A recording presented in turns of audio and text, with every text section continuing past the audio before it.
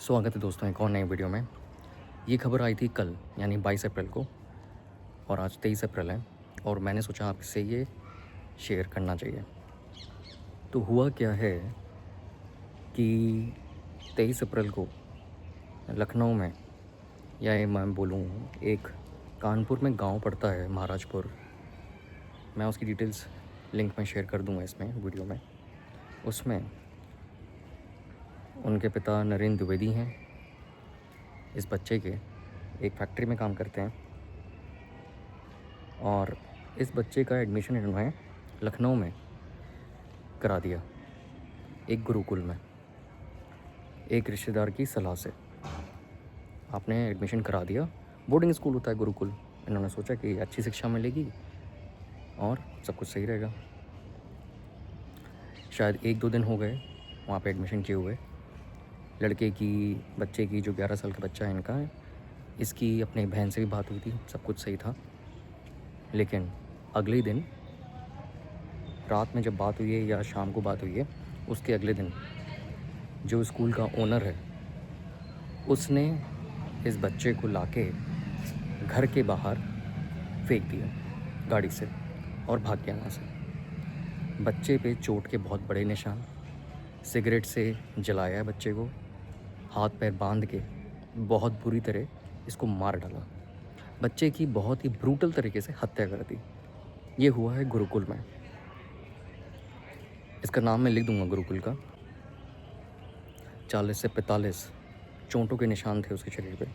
और जो गुरुकुल का नाम है ये लखनऊ के आलमनगर स्थित रामानुज भागवत वेद विद्यापीठ गुरुकुल।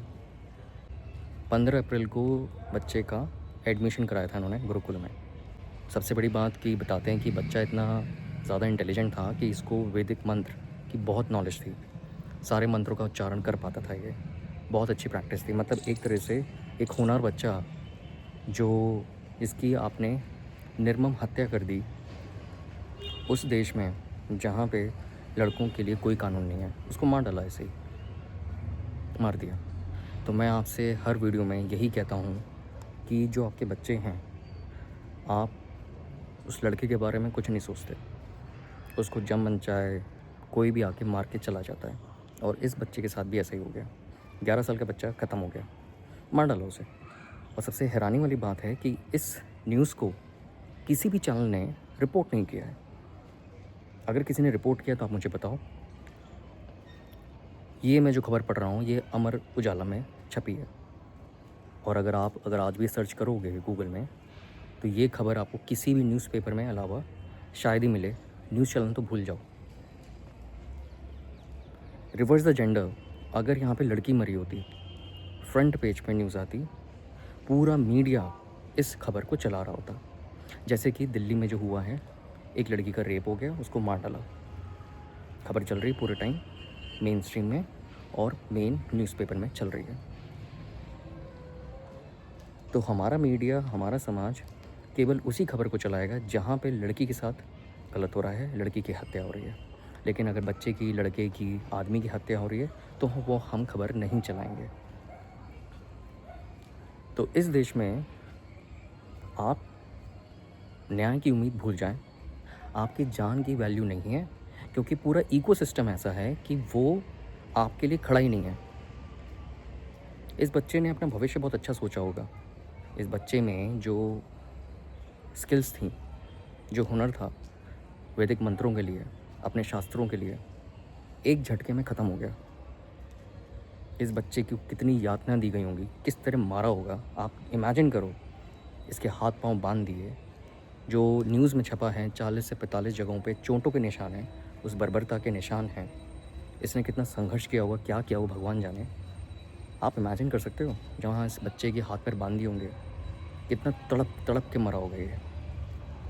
इसके साथ सब कुछ किया गया और फेंक दी सड़क पे इसको, इसकी लाश को। अब इसका बाप परेशान है, इसकी माँ परेशान है। मैं इसकी माँ से बोलना चाहता हूँ, मैं इन सारी माँओं से बोलना चाहता हूँ, क्यों नहीं आते हो आप सड़क पे?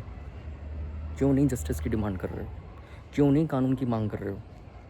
कि फांसी की सज़ा हो।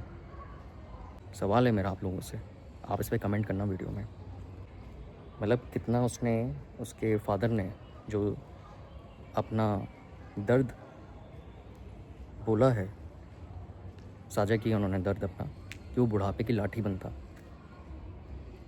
कहाँ गई बुढ़ापे की लाठी? कौन जिम्मेदारी लेगा इसकी? ये जो इसका खून हुआ है, ये समाज ही पूरा दोषी है। कोई भी लड़के को आप ऐसे मार के चले जाओ, क्यों? क्योंकि भाई जो भी क्रिमिनल है, जिसको वारदात करनी है, उसको पता है कि यहाँ पे मैं अगर आदमी का खून करता हूँ, लड़के का खून करता हूँ, बेबी बॉय का खून करता हूँ, मुझे कोई सज़ा नहीं होगी। आपने पूरा उस क्रिमिनल को बढ़ावा दे रखा है, आपने पूरा उसको एक सेफ्टी ज़ोन दे रखा है कि कोई भी, मैं जब मन चाहे कभी भी लड़के को मार सकता हूँ, मेरे पे कोई कार्रवाई नहीं होगी। ज़्यादा से ज़्यादा क्या होगा, थोड़े दिन जेल चला जाऊँगा, बाहर निकल आऊँगा। फांसी तो होने से रही। फांसी उसी केस में होगी जहाँ पे लड़की की हत्या हो रही है। मुझे इस खबर पे भी आपत्ति है कि इसमें ये तक लिखा है कि पुलिस ने भी इसकी जांच की है कि बच्चे को अगर कोई दिक्कत होती तो वो अपनी बहन को बताता। आप देखो, जो बच्चा मर गया, आप उसके लिए ऐसे स्टेटमेंट दे रहे हो पेपर में। मैं लॉ इन्फोर्समेंट पुलिस वालों से कहना चाहता हूँ, आपके ये स्टेटमेंट, आपकी ये भावना कहाँ चली जाती है लड़की के लिए? वहाँ तो आप तुरंत कार्रवाई करते हैं, वहाँ तो आप ऐसे स्टेटमेंट नहीं देते। आप वहाँ तो आप भी बोलते हैं देखो कितना संघर्ष किया उसने। इसकी हत्या के पीछे कौन है? इसकी हत्या के पीछे पहले तो उस आदमी को, जो ओनर है उस स्कूल का, गुरुकुल का, उसको पकड़ के तुरंत सज़ाए मौत, इससे कम कुछ नहीं, इससे कम कुछ नहीं, बस। और जैसा कि मैंने आपसे कहा कि आप लोग सड़क पे आते नहीं हैं, आप लोग अपने लड़के के लिए, जस्टिस के लिए आप सड़क पे आओगे नहीं। ये होता रहेगा, ये नॉर्मल चलता रहेगा।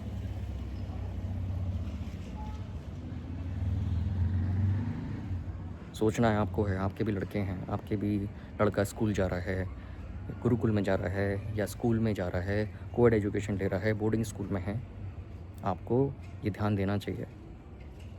आप नहीं ध्यान दे रहे,